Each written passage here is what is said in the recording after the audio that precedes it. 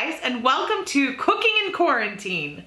For this episode, we're going to be cooking a basic white bread. It's 24-hour rise, but it's very simple. There are only 3 ingredients if you're not including the water. If you're including water, it's 4, but I don't count that because we still have water coming out of the tap. Even though everyone's buying all the bottled water, we still have it available. So this is how you make it. It's so incredibly simple. I can't even stress how simple this is. I can even do it with my children, meaning it's very simple.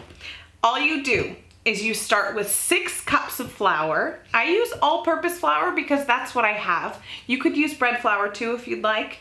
So I have 6 cups of flour. I'm going to do 2 teaspoons of yeast. I'm using Fleischmann's active yeast. Any yeast is fine. 2 teaspoons of that.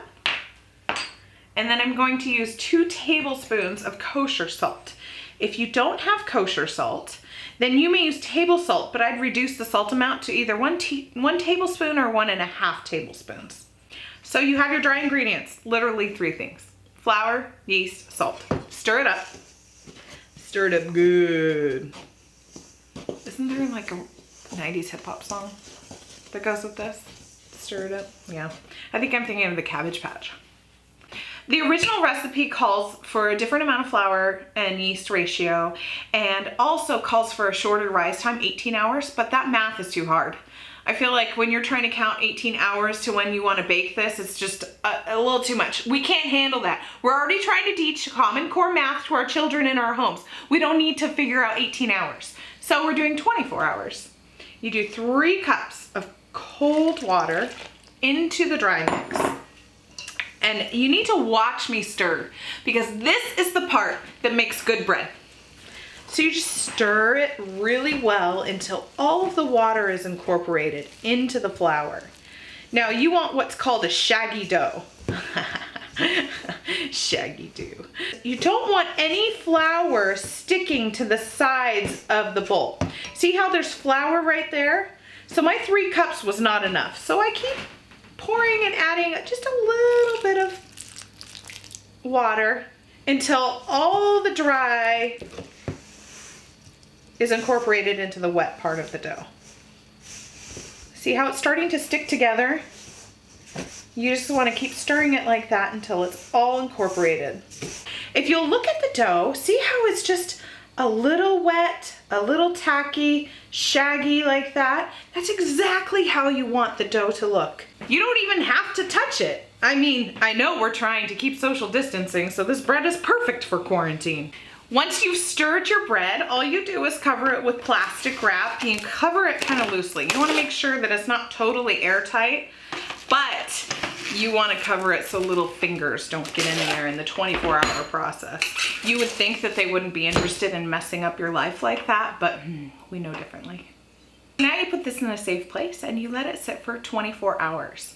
I like doing the 24-hour time frame because then you can do it at the same time each day. So if you know you want it for dinner, then you make the dough right before dinner on the previous day. If you know you want it for breakfast, yeah, same thing, right?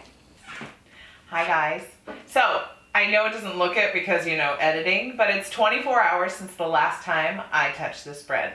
I know I'm wearing the same outfit, but let's be honest, who's actually changing their outfits every 24 hours in these trying times? Nobody. So we have this beautiful dough. I'd love for you to see what it looks like after 24 hours.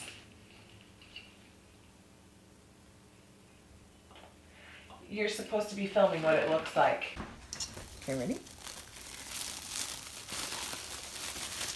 So if you look at this dough, look how kind of wet and bubbly it is. That's exactly how you want it to look. It's been in a long rise, so it's very fermented. It actually has kind of a sourdough taste to it.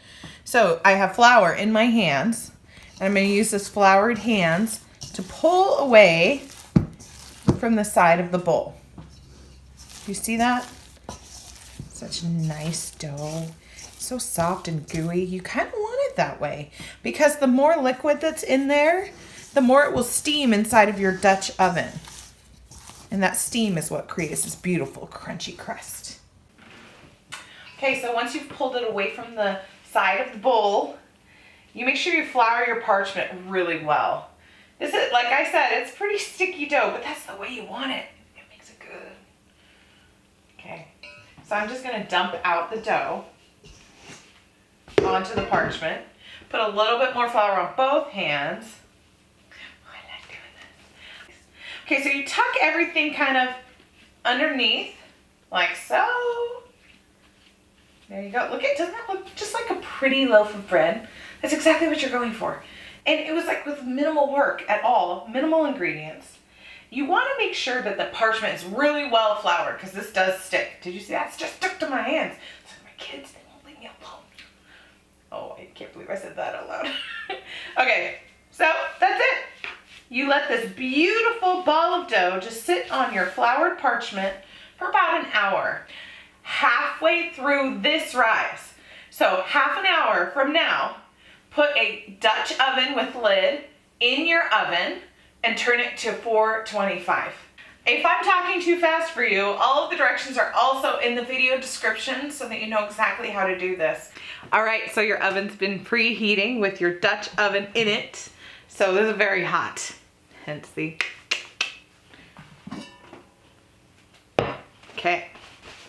So you take this, it's so simple. All you do is dump it in upside down. So I've got my bread and I dump it in upside down. And then you just put on the lid and put it in the oven for 35 minutes. So after 35 minutes, you just open up the oven and take off the lid. Look at that. So this is my beautiful bread. Look how pretty that is. Do you see, oh my gosh. Do you see how there's all that really nice ridges and everything? That is from putting the bread dough seam side down. That's why it's all open like that. Isn't it beautiful? Now all you do is once, oh, it's really hot. Once it's done, you just dump it onto a cooling rack. Flip it over, and there you go. Now, this is our basic white bread. I have so many other flavors that have this basic dough, and I'm going to be making other videos with sweet and savory breads, which is a variation of this recipe. But this is the basic one. It's so simple. 3 ingredients, 24 hours, which we have tons of time, so you've got time to do it, and people will not get enough. Okay, good to go. Tell me when.